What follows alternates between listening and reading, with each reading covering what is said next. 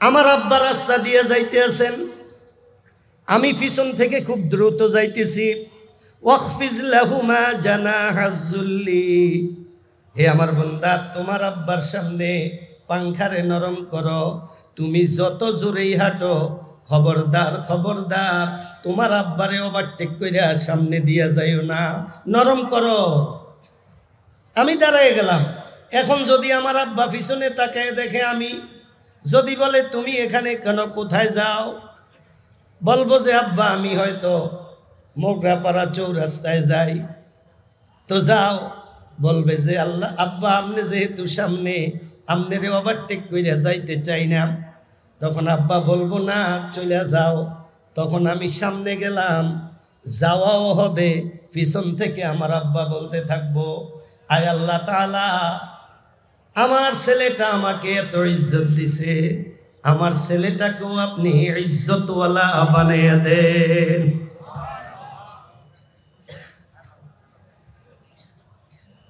পাওলারানেরও আইন আছে, হাতলারানেরও। এখন কেউ যদি বলে আমি তো সাইকেল দিয়ে যাই, আমি তো হুন্ডা দিয়ে যাই, আমি তো গাড়িতে আছি, ওয়াকফিজ লাহুমা জানাহাজ যুল্লি, আব্বা অথবা আম্মা যদি সামনে পড়ে, সাইকেলতে নামো, হুন্ডা থামায় দাও অথবা গাড়ি থামায় দাও। সম্ভব হইলে নাইমা কথা বলো, আর না হয় চুপ থাকো। তারা সইরা গেলে পরে সাইকেল দিয়া যাও, হুন্ডা দিয়া যাও, গাড়ি দিয়া যাও। তাদেরকে সামনে রাইখা ফাঁফা কইরা সাইকেল দিয়া গেলা, হুন্ডা দিয়া গেলা, গাড়ি দিয়া গেলা, এটা বেয়াদবির শামিল। ওয়াকফিজ লাহুমা জানাহাজ যুল্লি মিনার রহমাতি, আপনি পরোं को नरम कर दो, पंखा नरम करो। এই গাড়ি থামাইলা কা? এখন আম্মা জিগা গাড়ি থামাইলা কা? আম্মা আমনে যে রাস্তাত, আব্বা আমনে যে রাস্তাত, আমনের সামনে দিয়ে যাই কেমনে? তখন আমার আব্বা বলবো না না যাও যাও যাও। হুন্ডা দিয়া না তুমি যাও, আমি সামনে গেলাম, পিছন থেকে কাম হইব। আমার আব্বা বলবো আয় আল্লাহ তাআলা, আমার সন্তান আমাকে এত ইজ্জত দিল, আমার সন্তানকেও আপনি ইজ্জতওয়ালা বানায় দেন।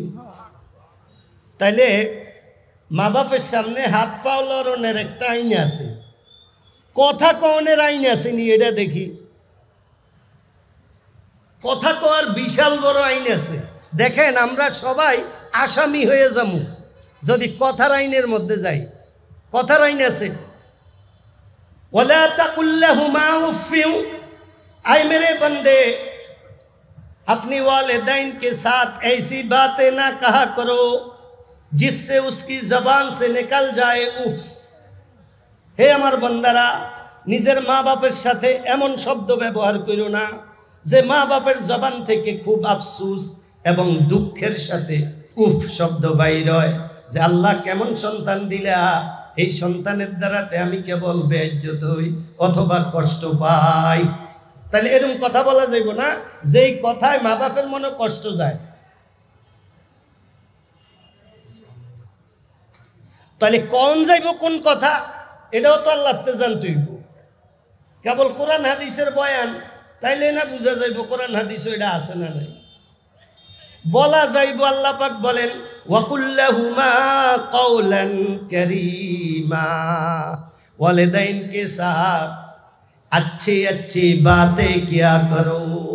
करीम मानी ভালো কথা, করিম মানি দয়ার কথা, করিম মানি আশ্বস্ত হওয়ার কথা। এমন কথা বলবা যেই কথায় মা বাপের মন খুশি হয়ে যায়। মুফাসসিরিনে কেরাম লেখছেন, অনেক সত্য কথাও মা বাপ কষ্ট পাইব, এই জন্য যদি কোনো সন্তান নিজের কষ্টের কথা গোপন রাখে, মা বাপে শুনলে কষ্টের কথা মা বাপ কষ্ট পাইব। এই জন্য যদি কোনো সন্তান নিজের কষ্টের কথা গোপন রাখে, আল্লাহ পাক ওই সন্তানের কষ্ট দূর করে দিব। কেন? দেখেন কেমন মা বাপ। মা বাপ কাকে বলে এটা দেখেন। মা বাপ হইল, আমি হঠাৎ রাত্রে বলছি, সন্ধ্যা রাত্রে এসার পরে, আম্মা আমার পেটটা ব্যথা করে, আব্বা আমার পেটটা খুব ব্যথা করে। মা বাপ আমার মাথার সামনে আইসা দাঁড়ায় গেছে, একটু পেটটারে ডইলা দেয়। এক পর্যায়ে আমি ঘুমিয়ে যাই, আমার আব্বা আম্মা কিন্তু এখান থেকে যায় না। আমার আব্বা আম্মা এখানে দাঁড়ায় থাকে, আমি যদি যাইয়া শুয়ে যাই আমার ছেলের যদি আবার পেট ব্যথা উঠে, এই জন্য আমার আব্বা আম্মা এখান থেকে সরে না।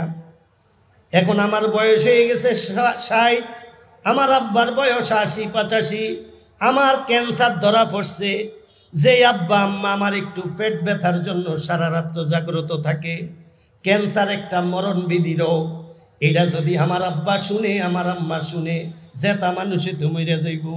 যারা পেটের ব্যথা সহ্য করতে পারে না, সন্তানের ক্যান্সারের কথা কেমনে সহ্য করব? মুফাসসিরিনে কেরাম লেখেন, মা বাপের দিলে শান্তি দেওয়ার জন্য যদি সন্তান এই কথাটা গোপন রাখে, যে মা জিজ্ঞাসা করছে বাবা শুনছি তোমার নাকি বড় অসুখ ক্যান্সার, অথবা আব্বা শুনছে আব্বা বলতেছে বাবা তোমার নাকি বড় একটা অসুখ ক্যান্সার হয়ে গেছে, আমি বলছি না না আম্মা আব্বা এটা শুনছেন ঠিকই, বাকি যত মারাত্মক মনে করেন এত মারাত্মক কিছু না। আসলে মারাত্মক কিছু। আমার চিন্তা হইল আমার আম্মা আব্বারে যদি আমি এটা গোপন রাখি, আমার আম্মা আম্মার মনটা শান্তি পাইব। আমি আমার নিজের কষ্টের কথা আব্বারে আম্মারে জানাইলাম না, আমার আব্বা আম্মার শান্তির জন্য। মুফাসসিরিনে কেরাম লেখেন, এই সন্তানের এই বাহানার কারণে আল্লাহ তার সব কষ্ট দূর করে দিব। তাহলে মা বাপের সামনে যেই কথায় মা বাপ আনন্দিত হয়, খুশি হয়, কষ্ট না পায়, সত্য কথাও যেটা বলার দরকার, কিন্তু যদি বুঝি আরে আমার মা বাপ আফসোস করব, তাহলে এটাও না বলা ভালো। আমি খুব বড় ব্যবসায়ী, হঠাৎ আমার ব্যবসা ধ্বংস হয়ে গেছে, খুব ধস নামতে আছে, আমার আব্বা আম্মা আমার ব্যবসার খুব খবর রাখে। এখন যদি জানে আমার ব্যবসা খুব লসে পড়ে গেছে, আমার আব্বা আম্মার আফসোস হইতে পারে।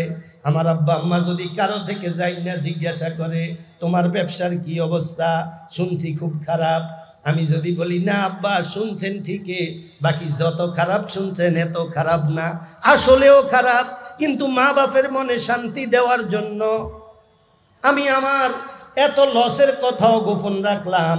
মুফাসসিরিনে কেরাম লেখেন, এই ব্যক্তি মা বাপের শান্তির খেয়াল করার কারণে আল্লাহ তার এই ক্ষতি ফসাইয়া দিব। তাহলে ওয়াকুল্লাহুমা কাওলান কারীমা, ওয়াকুল্লাহুমা কাওলান কারীমা।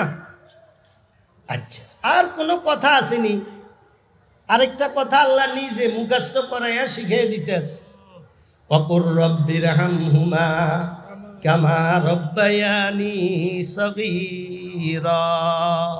आए मेरे परवरदिगार, तू मेरे वालिदैन को ऐसे पाला पोसा कर जैसे मेरे वालिदैन ने बचपने में मुझे पाला पोसा किया। रब्बिरहमहुमा कमा रब्बयानी सगीरा। আল্লাহ আমার আম্মা আব্বারে এমন ভাবে লালন পালন করো যেমন আমার আম্মা আব্বা আমি ছোট থাকতে আমারে লালন পালন করছে। কেমন?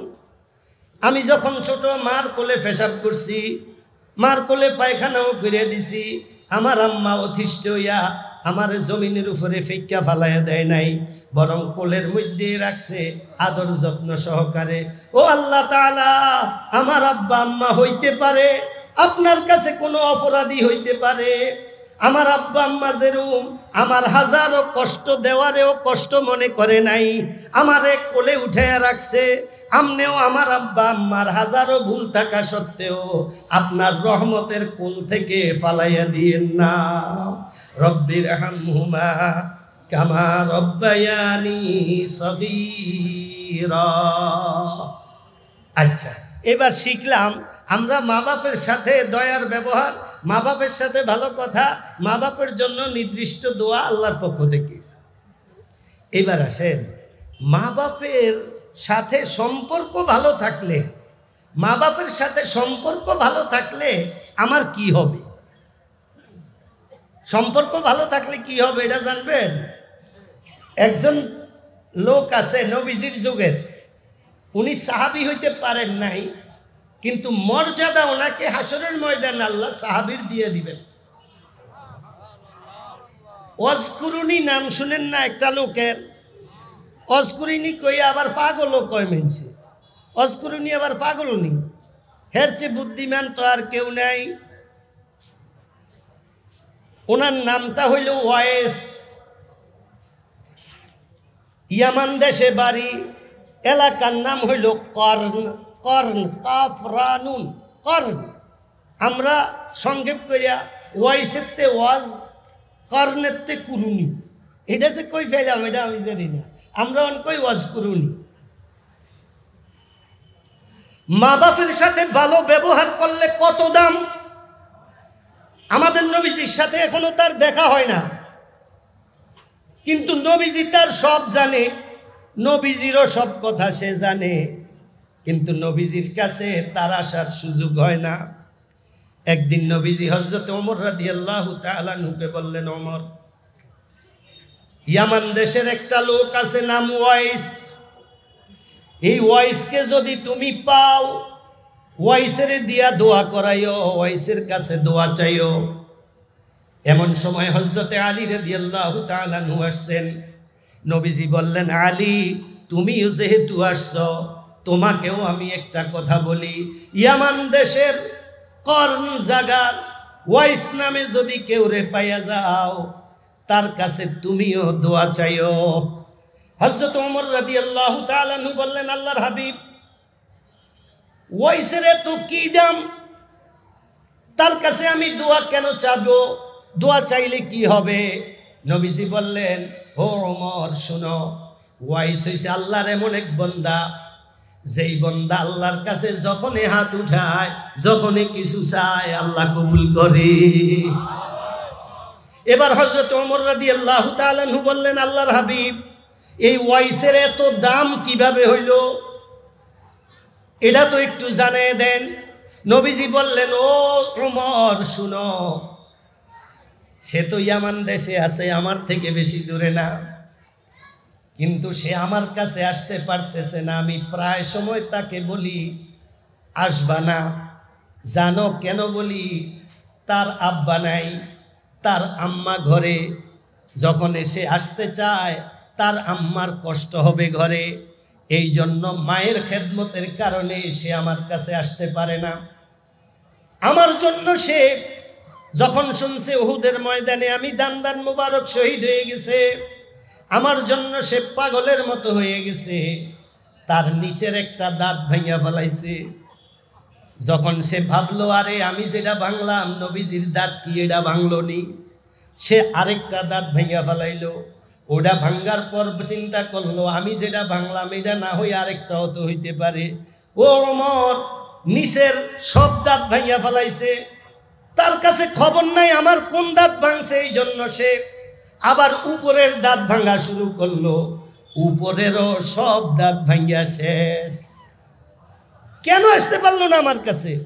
ওমর, সে তার মার খেদমত করে। জানো কেমন খেদমত করছে? তার মা পরিপূর্ণ তার উপরে খুশি হয়ে গেছে, এই জন্য আল্লাহ পাকও তার উপরে পরিপূর্ণ খুশি হয়ে গেছে। তার কাছে দোয়া চাইও, তার উপরে তার মার দোয়া আছে। এখন সে যেই দোয়া করে, এটাই আল্লাহ কবুল করে। হযরত ওমর রাদিয়াল্লাহু তাআলা আনহু, হযরত আলী, ওনারা ওয়াইসকে তালাশ করে। নবীজির ইন্তেকাল হয়ে গেল, পায় নাই। হযরতে আমিরুল মুমিনিন হইলেন হযরতে আবু বকর সিদ্দিক, ওই যুগ তালাশ করলো, পায় নাই। হযরত ওমর রাদিয়াল্লাহু তাআলা আনহু আমিরুল মুমিনিন হয়ে গেলেন। এক বছর উনি হজে গেলেন।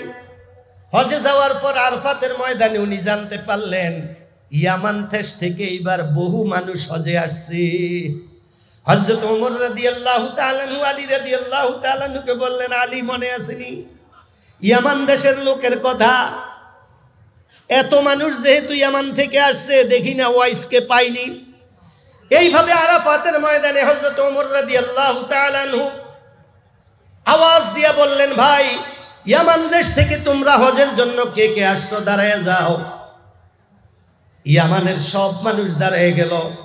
হযরত ওমর রাদিয়াল্লাহু তাআলা আনহুর তীক্ষ্ণ বুদ্ধি ছিল, ওনার চোখের মধ্যে অনেক কিছু ভাসতো। উনি এইভাবে সবার দিকে তাকাইলেন। তাকাইয়া হযরত আলী রাদিয়াল্লাহু তাআলা আনহুকে বললেন, আলী, আমার মনে হয় এখানে ওয়াইস নামে লোকটা নাই, এই জন্য সংক্ষেপ করতেছে। ভাই ইয়ামানের মানুষ তো সব দাঁড়াইছো ঠিক আছে, কর্ণ এলাকা থেকে কারা আসছো ইয়ামানের, শুধু কর্ণ এলাকার লোকেরা দাঁড়াও, ইয়ামানের লোকগুলা বসে যাও। তখন কর্ণের লোকগুলা দাঁড়াইছে। হযরত ওমর রাদিয়াল্লাহু তাআলা এইভাবে দেখলেন, আবার দেখে ওনার মনে হয়েছে এখানে ওই লোক নাই। উনি কর্ণের লোকে করে ডাকলো, এদিকে আসো। তোমরা কি এরাই সবাই না আরো কেউ আছে? কারো 2-4 জন বাকি থাকতে পারে আর পাতের শেষ ময়দানে। হযরত ওমর রাদিয়াল্লাহু তাআলা আনহু হযরত আলী রাদিয়াল্লাহু তাআলা আনহুকে নিয়ে আরফাতের ময়দানের শেষ প্রান্তে দৌড়াইতে লাগলেন। যাইয়া একটা মানুষকে পাইলেন, সে দাঁড়ায় রইছে। বলল, ভাই ওয়াইস নামে তুমি কেউরে চিনোনি? ওই লোক বলল, কে পাগল? ওই যে ওয়াইস পাগলা। বেটা তুই পাগল? হযরত ওমর রাদিয়াল্লাহু তাআলা আগে কহে কই কই যে হেনে উঠ চড়াইতে আছে। হযরত ওমর হযরত আলী রাদিয়াল্লাহু তাআলা আনহুম আজমাইন দৌড়ে ওই জায়গায় গেলেন। যাইয়া দেখেন উট দাঁড়াইয়া আছে, উট চড়ানেওয়ালা কেউ নেই। পাশে একটা ঝুপড়ির মতো দেখা যায়। হযরত ওমর ভাবলেন এখানে কি কেউ আছে নাকি দেখি। হযরত আলী এবং হযরত ওমর রাদিয়াল্লাহু তাআলা আনহুম আজমাইন দুজন দৌড়ে ওই ঝুপড়ির কাছে গেছে। যাইয়া দেখে একটা লোক নামাজ পড়তে আছে। দুজন ওই ঝুপড়ির ভিতরে ঢুকলো। যে নামাজ পড়তেছে সে বুঝতে পারছে আমার পিছনে কেউ আছে। উনি তাড়াতাড়ি নামাজ শেষ করিয়া ফেলাইছে। নামাজ শেষ করিয়া সালাম ফিরাইয়া পিছনের দিকে তাকাইছে। হযরতে ওমর আলীকে তো উনি চিনে না, হযরতে আলী ওমরও ওনাকে চিনে না। কিন্তু হযরতে ওমর বুঝা ফেলাইছেন যার তালাশ করি এটাই সে হবে। হযরত ওমর সালাম দিয়ে দিলেন, দিয়া বললেন, ভাই তোমার নাম কি? ওই লোক বলল, আমার নাম হইল আল্লাহর বান্দা। হযরতে ওমর খুব ঠান্ডা মেজাজে খুব ভদ্র ভাষায় বললেন, ভাই বুঝতে পারছি তোমাকে, তুমি আল্লাহর বান্দা, কিন্তু তোমার আম্মা তোমাকে কি নামে ডাকে?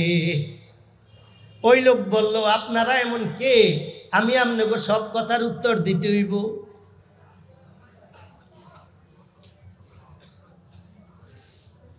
হযরত আলী রাদিয়াল্লাহু তাআলা আনহু পরিচয় দেওয়া শুরু করলেন। ভাই আপনার সাথে যে কথা বলতেছে ইনি হইল আমিরুল মুমিনিন হযরত ওমর ইবনুল খাত্তাব রাদিয়াল্লাহু তাআলা আনহু, আর আমি হইলাম আলী ইবনে আবি তালেব। ওই লোক হাত জোর কইরা বলল, ভাই আপনাদের নাম অনেক শুনছি, আপনাদেরকে দেখি না, আমার ভুল হয়ে গেছে, আমারে মাফ করেন। হযরত ওমর বললেন, ভাই মাপ চাওয়ার কিছু নাই। তোমার নাম নবীজি আমাদেরকে এমন ভাবে বলছেন, বৎসরকে বৎসর হয়ে গেছে তোমাকে তালাশ করি, আজকে তোমাকে পাইছি, তুমি জলদি আমাদের দুইজনের জন্য একটু দোয়া করো। তাজা খাহি দাশ তনগর দাগে হায়ে সিনারা, তাজা খাহি দাশ তনগর দাগে হায়ে সিনারা, গাহে গাহে বাজ খাহি দপ্তরে পারিনারা, লা ইলাহা ইল্লাল্লাহ, লা ইলাহা ইল্লাল্লাহ, লা ইলাহা ইল্লাল্লাহু মুহাম্মাদুর রাসূলুল্লাহ। মা বাপ খুশি তো সব খুশি। আমরা যে হজে যাই না, মানুষ কত সব মানুষের নামেই তো এখন কেবল হাজি সাহেব হাজি সাহেব, সব মানুষের নামে এরকম হাজি সাহেব না। এত যে হাজি সাহেব, কয়জনের হজ কবুল হয় এটা কি আমরা জানি? কিন্তু নবীজি জানিয়ে গেছেন যে কিছু মানুষ আছে যাদের দিকে তাকাইলে তোমাদের কবুল হজের সওয়াব আছে। নবীজির কথা এটা গ্যারান্টি, বুঝেছেন? সাহাবায়ে কেরামরা বললেন, আল্লাহর হাবিব বলেন, নবীজি বললেন, তোমাদের ঘরে তোমাদের যে মা আছে এই মা বাপের দিকে তাকাইও, যদি একবার তাকাও তোমাদেরকে আল্লাহ একটা কবুল হজের সওয়াব দিয়ে দিব। এক সাহাবী বললেন, আল্লাহর হাবিব আমি যদি 2 বার তাকাই, নবীজি বললেন 2টা কবুল হজের সওয়াব। আরেক সাহাবী বললেন, আল্লাহর হাবিব আমি যদি 3 বার তাকাই, নবীজি বইলা উঠলেন, আমার সাহাবীরা শুনে রাখো, যদি একদিনে 112 তাকাও আল্লাহ 100টা কবুল হজের সওয়াব তোমাদেরকে দিয়ে দিব। কি জিনিস! আর আমরা নিয়ে দেই বৃদ্ধাশ্রমে, গুরুত্ব বুঝি আমরা?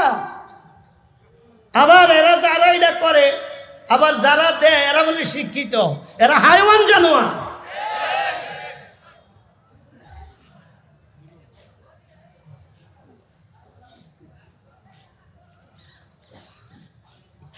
এবার শুনেন, এক সাহাবী বলে উঠলো, আল্লাহর হাবিব আমি তো বরকত থেকে বঞ্চিত। কয় কি হয়েছে? আমার তো আব্বাও নাই আম্মাও নাই, আমি যে ঘরে যাইয়া সামু আর কবুল হজের সওয়াব নিমু, আমি তো বঞ্চিত। আমাদের নবীজি বললেন, ও আমার সাহাবী, তোমাদেরকে আমি জানাই রাখি, আমার উম্মতরাও জানাই দিবা, তোমাদের যদি মা বাপ দুজন দুনিয়া থেকে চলে যায়, অথবা দুজনের মধ্যে যে কোনো একজন, তোমরা দৈনিক তার কবর জিয়ারত করবা। দৈনিক যদি না পারো 3 দিনে, 3 দিনে যদি না পারো সপ্তাহে, সপ্তাহে যদি না পারো 15 দিনে হইলেও একবার জিয়ারত করবা। সাহাবায়ে কেরামরা বললেন, আল্লাহর হাবিব এত গুরুত্ব দিলেন মৃত মা বাপের ব্যাপারে, আমাদের লাভ হইব কি? কি লাভ এটাতে? নবীজি বললেন, ও আমার সাহাবীরা, তোমরা যদি মুহাব্বত নিয়া, খুব দরদ নিয়া তোমাদের আব্বা আম্মার কবরের পাশে যাইয়া দাঁড়াও, তোমাদের আব্বা আম্মার কি হবে এটা বাদ রাখো, তুমি যে দাঁড়াইলা আল্লাহ তোমার জীবনের সব গুনাহ মাফ করে দিব।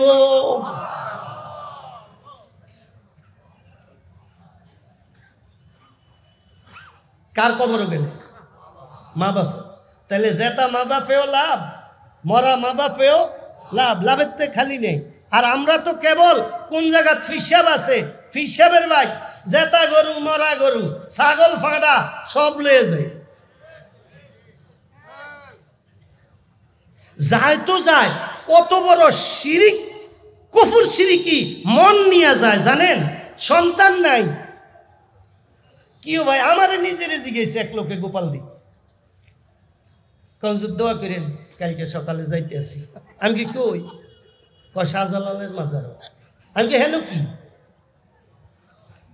বিয়ে তো করছি, বাচ্চা হয় না, অনেক দিন হয়েছে, এই জন্য বাচ্চা যদি শাহজালাল রহমতুল্লাহ আনতে পারি তাহলে।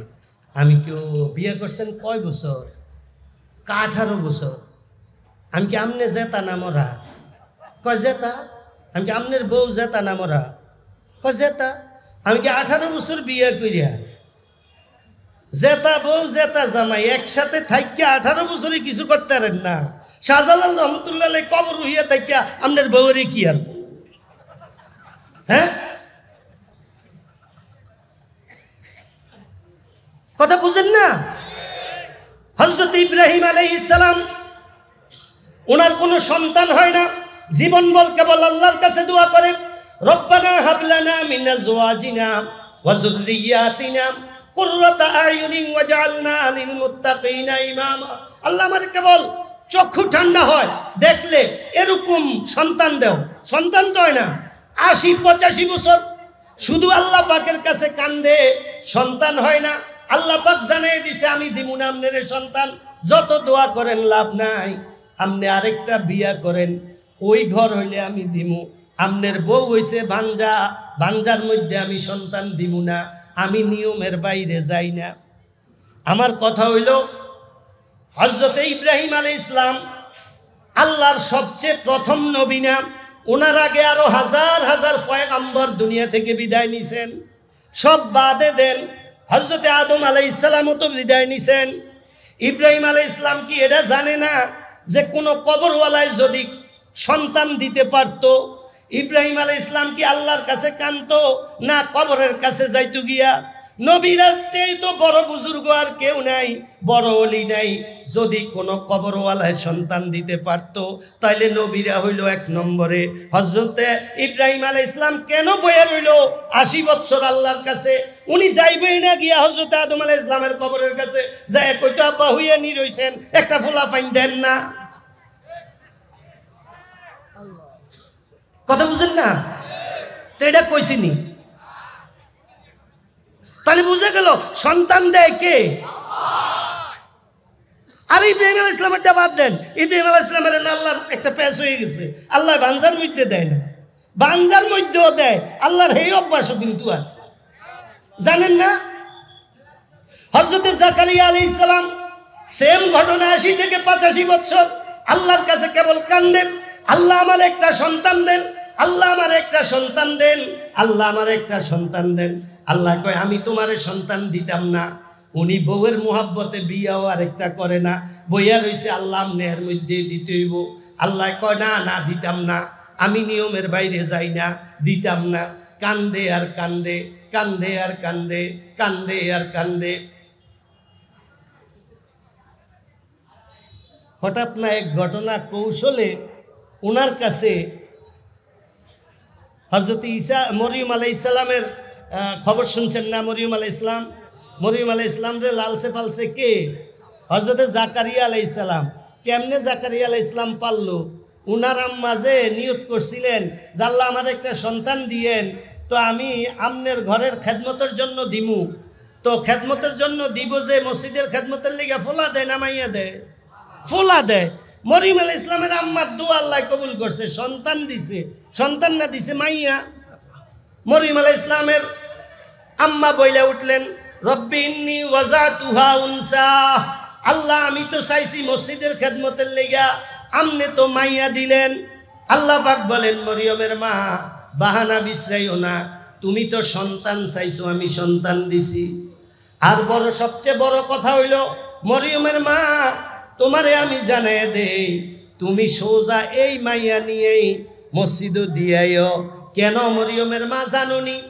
তোমারে যেই মেয়ে দিছি হাজারো লাখো করোড়ো কোটি কোটি পুরুষের চেয়েও দামি। কেমন?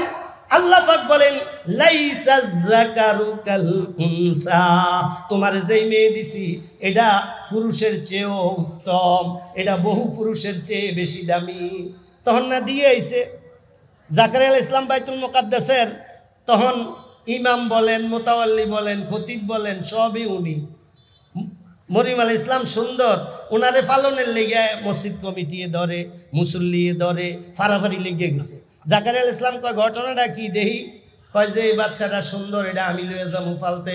হে কয় আমি, এ কয় আমি। হযরত জাকারিয়া আলাইহিস সালাম কয় জানেননি আমি এই বাচ্চার কি হই? আমি হইলাম এই বাচ্চার খালু, আত্মীয় হিসাবে আমি পালমু। মানুষে কয় খতিবন আর যাওন, আত্মীয় আর যাওন। বাচ্চা পালনের ব্যাপারে আমরা সবাই এক রকম দাবিদার। হযরত জাকারিয়া আলাইহিস সালাম বুদ্ধি করলেন, আচ্ছা ঠিক আছে লটারি দে, লটারিতে যার নাম আইব হে পাইব। কয় ঠিক আছে ঠিক আছে ঠিক আছে। নবীকে বুদ্ধি তো বড় আশ্চর্য, ঠিক না? কি বুদ্ধি এটা? লটারি কেমনে? স্রোতের মধ্যে কলম দিব, স্রোতে যদি কারো কলম যাই গিয়া হে পাইতো না, স্রোত রে ঠেললা যার কলম উল্টা দিকে যাইব হে পাইব। মসজিদ কমিটির সভাপতি, সেক্রেটারি, কোনো সদস্য আর বাদ নাই, কোনো মুসল্লি বাদ নাই, কেবল কলম দেয়, স্রোতে আলগি দিয়া লইয়া যায়। জাকারিয়া আলাইহিস সালাম আয়া কয় বিসমিল্লাহির রহমানির রহিম, ফালাইছে। এটা স্রোতে আর হেদিকে দেয় না, উল্টা উপরের দিকে উঠতে আছে। জাকারিয়া আলাইহিস সালাম পেয়ে গেল, নিয়ে না মসজিদের এক রুমের মধ্যে ফালে। একদিন হঠাৎ কোন জায়গার মধ্যে চলে গেছে, দেরি হয়ে গেছে। মরিয়ম আলাইহিস সালামের খাওয়ার সময় হয়েছে, খাওয়া দিতে পারে নাই, নাস্তা দিতে পারে নাই। অনেক পরে মনে হয়েছে, আজকে উনি চিন্তিত হয়ে গেল, আরে মরিয়ম মনে হয় না খাইয়া চিল্লা পাল্লা কইরা পাগল হয়ে যাইতেছে। দৌড়াদৌড়ি কইরা আইসা রুমের তালা খুললা রুমের মধ্যে ঢুকছে, ঢুইকা দেখে এমন সব খানা জাকারিয়া আলাইহিস সালাম জীবনেও এই খানা কোনোদিন দুনিয়াতে দেখেন নাই। এরকম সব খানা মরিয়মের সামনে পড়ে রইছে। জাকারিয়া আলাইহিস সালাম বললেন, আইনা লাকে, মরিয়ম এই খানা পাইলা কই? ক্বালাত মিন ইনদি রাব্বি, মরিয়ম আলাইহিস সালাম বললেন এটি আমার রবের পক্ষ থেকে। হযরত জাকারিয়া আলাইহিস সালাম এখানে কথা বাড়াইলেন না, হয় মসজিদে বাইতুল মুকাদ্দাসে ঢুকে গেলেন, যাইয়া 2 রাকাত নামাজ পড়িয়া বললেন, হায় আল্লাহ তাআলা, আমনে না বলে ভাঞ্জার মধ্যে সন্তান দেন না, বন্দর মধ্যে ঢুকান না, তো মরিয়ম যে বন্ধ ঘরের মধ্যে আসিল, তালা আটকানো আসিল, একটা পিঁপড়া ঢুকার ক্ষমতাও নাই। এরম বন্ধ ঘরের মধ্যে যেই খোদায় খানা ঢুকাইতে পারে, ওই কোনায় আমার ভাঞ্জা স্ত্রীর ভিতরেও বাচ্চা দিতে পারে। হযরত জাকারিয়া আলাইহিস সালামের এই কথা আল্লাহর রহমতের মধ্যে জোশ চলে আসছে। আল্লাহ তাৎক্ষণিক জিবরাইল ইসলামকে পাঠাইলেন, ও জিবরাইল, আমার পয়গম্বর জাকারিয়াকে জানায় দেন আমি তার একটা সন্তান দিমু।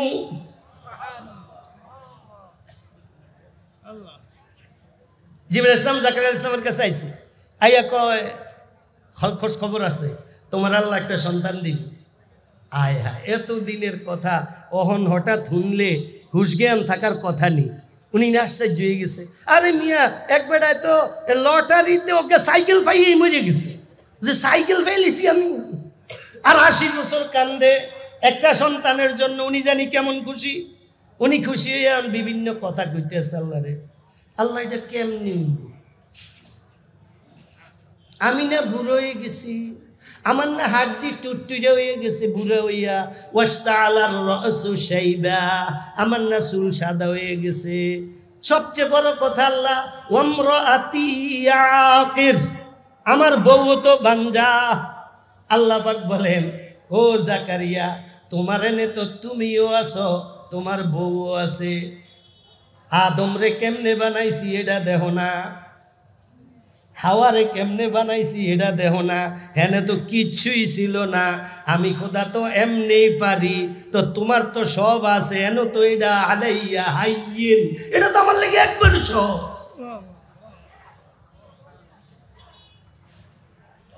আমি এই কথাটা চলে আসছি আমার লাইনের থেকে বাইরে। এই কিছু বেদাত কাজ, শিরিক কাজ এলাকা ভিত্তিক চলে। উলুকান্দি মাদ্রাসা হইল এটা আপনাদের সোনারগাঁয়ের জন্য সবচেয়ে বড় মাদ্রাসাই বলা চলে, সবচেয়ে বড় মাদ্রাসা। এখানে সব ধরনের মানুষ আপনারা আসেন। যুক্তিসঙ্গত কথাগুলা আমরা অনেকে না বুঝার কারণে অনেক সময় শিরিক কাজে লিপ্ত হয়ে যায়। জাকারিয়া আলাইহিস সালাম সন্তান পাইল শেষ পর্যন্ত কোনো কবরও যাইয়া না আল্লাহর কাছ থেকে।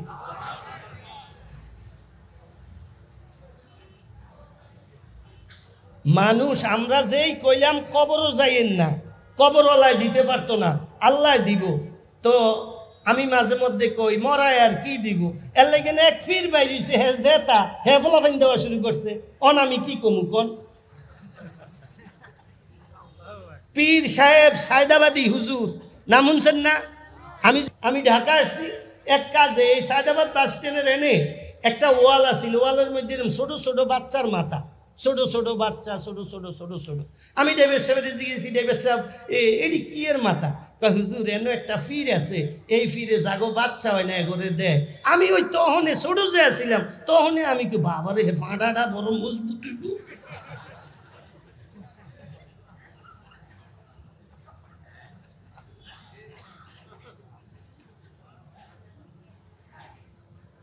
হে সন্তান দিব কেমনে?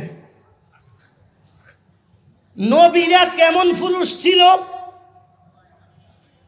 নবীরা যেই যুগের যেই নবী, একজন নবীর শরীরে কতটুক শক্তি থাকে এটাও কিতাবের মধ্যে আছে। যেই যুগে যেই নবী আছিল ওই যুগে সবচেয়ে শক্তিশালী মানুষ যারা ছিল, এরকম 40 জন শক্তিশালী মানুষের শক্তি একজন নবীর শরীরে একা থাকে। পাহলওয়ান 40 জন, আর একজন নবী যদি দেখবেন একবার হ্যাংলা, তাইলেও বুঝবেন 40 পাহলওয়ানের শক্তি আছে। যারা ইমানদার তারাও যদি দেখবেন হ্যাংলা, এরপরেও ভাববেন এটি যেহেতু নবীর ওয়ারেস, নবীগো শৈল 40 জনের শক্তি আছিল, এটার শৈল কমপক্ষে 20 জনের আছে। দেখেন না যুদ্ধের ময়দানে গেলে বিভিন্ন ইসলামের ডাক আসলে আমরা ফুট দিকে দৌড় দেই, আর এই হ্যাংলা হুজুররা আল্লাহওয়ালারা লাড়ি লইয়া সামনের দিকে, কাহে তো হ্যাংলা হে সামনে যায় কা, কারণ হে শৈল 20 জনের শক্তি, হে সামনে কিচ্ছু দেয় না, সব দেহে পোলা পাইন থাপড়ায় দেল্লা করে এলাম। আর আমগো শক্তি নেই, আমরা পোলা পাইন দেখলেও ডরাই, আল্লাহরে কয় কি।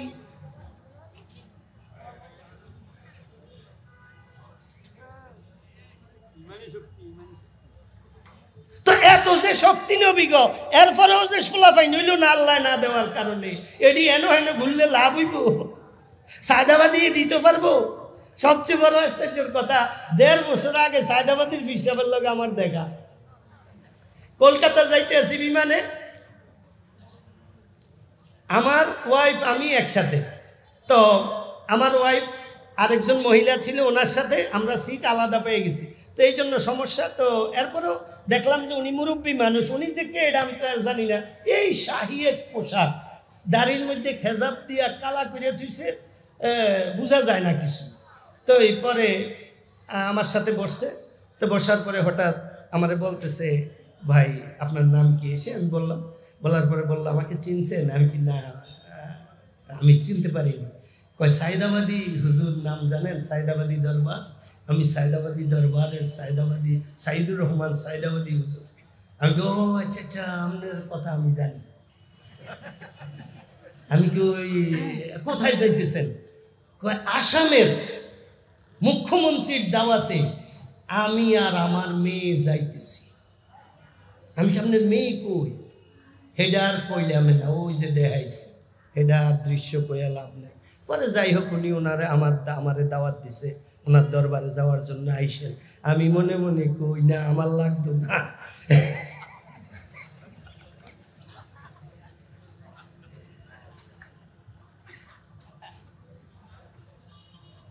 তো যাই হোক, এটা আমার বলার উদ্দেশ্য হলো, আমি আমার লাইনের থেকে একটু এদিক সেদিক আসছি। এটা হইলো ভাই, কবরে টবরে কিছুর লেগে যাইয়েন না, মসজিদও যাইয়েন, যাই আল্লাহরে বললেন, আল্লাহ দিয়ে দিব। আল্লাহ কেমন দেওয়া দিব এটাও বলবো, শুনেন। ইমাম শাফি রহমতুল্লাহ আলাইহির নাম জানেননি? ইমাম শাফি রহমতুল্লাহ আলাইহি ওনার যুগের সবচেয়ে বড় আলেম ছিলেন, ওনার যুগের সবচেয়ে বড় ইমাম ছিলেন। ইমামানে কে করদান ইজতিহাদ, রহমতে হক বরওয়ানে জুমলাবাদ। বু হানিফা বুদ ইমামে বাসফা, আসরাজে উম্মতানে মুস্তাফা। শাফি ও ইদরিস মালিক বাজুফর, ইফতিজিশা দিন আহমদ জিবফর। বাদ ফজলে হক করিনে জানে উ, শাদ বদ আরওয়াহ শাগিরদানে উ। रूह शादर सदर जन्नत शादेबाद, कसदी अज़ इल्म शाबादेबाद। आमीन बोलेन आमीन। हज़रत इमाम আবু হানিফা রহমতুল্লাহ আলাইহি ওনার যুগের সবচেয়ে বড় আলেম ছিলেন, ওনার যুগের সবচেয়ে বড় ইমাম ছিলেন। এখন আমি তো বললাম হযরত ইমাম শাফিও ওনার যুগের সবচেয়ে বড় আলেম এবং ইমাম। ওনার আর ইমাম আবু হানিফার মধ্যে পার্থক্য কি? পার্থক্যটা আমি যা বলার দরকার না, কিন্তু অনেক আলেমের মনে যাইতে পারে, তাইলে কি আমগো ইমাম শাফি ছোড়ো নাকি কোনো দিক দিয়া? না, ইমাম শাফি রহমতুল্লাহ আলাইহি নিজেই বলে গেছেন, আমার চেয়ে 1000 গুণ বেশি বড় আলেম, বেশি বড় ইমাম হইল ইমাম আবু হানিফা। আমার কথা না, ইমাম শাফি রহমতুল্লাহ আলাইহি বলছেন, আইদ যিকরা নুমানিন লানা আন্না যিকরাহু হুয়াল মিসকু মা কাররারতাহু ইয়াতাদাওউ। ইমাম আবু হানিফা ওনার নাম হইল নুমান, ওনার আব্বার নাম হইল সাবেত। যে নুমান ইবনে সাবেতের নাম আমার সামনে বেশি বেশি উচ্চারণ করো। ইমাম শাফি বলেন, আমার সামনে বেশি বেশি উচ্চারণ করো, কারণ ইমাম আবু হানিফার নাম বেশি বেশি উচ্চারণ যত করো, আমি মেশকো আম্বরের গ্রান পাই। আচ্ছা, আমগো ইমাম যে আরো বেশি বড়, এটার আরেকটা প্রমাণ হয়েছে। ইমাম আবু হানিফার ইমাম শাফি রহমতুল্লাহ আলাইহি বয়সের মধ্যে পার্থক্য কি জানেননি? বয়সের মধ্যে পার্থক্য হইল, আজকে ইমাম আবু হানিফা রহমতুল্লাহ আলাইহি মারা গেছেন, আজকে বিকালেই হয়তো ইমাম শাফি হয়েছেন, অথবা কালকে সকালে হয়েছেন। আচ্ছা, এখন শাফি আলারা আমগরে কয়, আমগো ইমাম কত বড়, আমগো ইমাম আবার লগে লগে ডরে ইমাম আবু হানিফা মইরে গেছে। বুঝেননি? এটি কিন্তু শিক্ষা রাখেন। আচ্ছা, এবার আমগো কথা হইল না, আমগো ইমামে বড় কেমনে? মার ফেডো ফোলা ফাইন থাকে কয় মাস? বড় জোর 10 মাস 10 দিন। হযরত ইমাম শাফি রহমতুল্লাহ আলাইহি মার ফেডের মধ্যে আসিল 18 মাস। আমগো যুক্তি হইল, আমগো ইমাম বড়, আমগো ইমামের হায়াত আছে দেখে হে বাইর হয় না। 10 মাস 10 দিন পরে তুই আবি না। 18 মাস কেন বইয়া রইছ, ডরে আই না? এই তো কথার কথা। নাহলে 18 মাস তো মারপেটে মানুষ থাকে না, কিন্তু উনি তো থাকছেন। বুঝাইছিনি যে আমগো ইমামের মৃত্যু যেদিন হয়েছে এরপরে সাহস পাইছে বাইর হইছে, এডি কথার কথা। ইমাম শাফি কত দামি শুনেন। হযরত ইমাম শাফি রহমতুল্লাহ আলাইহির আব্বা ইন্তেকাল করছেন, ওনার আম্মা ওনাকে লালন পালন করেন, অন্য জায়গায় বিয়ে বসেন নাই। ওনারে মাদ্রাসাতে ভর্তি করাইলেন, টাকা পয়সা একেবারে নাই। আমি কিতাবের মধ্যে নিজে পড়ছি, হযরত ইমাম শাফি রহমতুল্লাহ আলাইহি বাচ্চা পানা অবস্থায় যখন বাড়ির কাছের মাদ্রাসা শেষ হইছে, অন্য জায়গায় একটা মাদ্রাসায় যাইব, যাওয়ার জন্য মারে আইসা বলছে, আম্মা আমি তো এখন এখানের পড়া শেষ, অমুক জায়গায় যাইতে হইব। উনি বললেন, বাবা তোরে যে কিছু দিমু এটাও তো আমার কাছে নাই। হযরত ইমাম শাফি রহমতুল্লাহ আলাইহি নিজের খাতা বালিশ বেডশিট যা ছিল এডি সব কিছু বেচা এক আলেমের কাছে যাইয়া উঠছেন, যার কাছে পড়তে গেছে।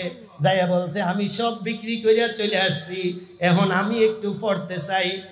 আগে আল্লাহর ওলিরা দেখলেই চিনে কারে দিয়া কি হবে।